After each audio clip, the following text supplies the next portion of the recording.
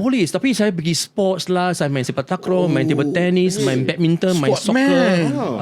Aku English debate team, Malay dance team, harmonica club. Wow. Semua Aktif aku buat. lah. Counselor, aktif. Sukses lah.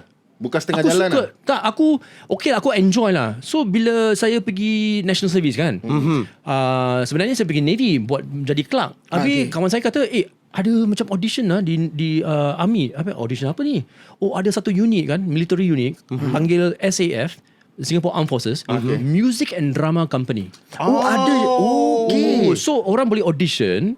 Kalau awak bagus, awak masuk, then your national service kan, engkau buat macam entertain soldiers lah every week. Pergi different camp. Dia ni bahagian pancaragam. Perform entertain.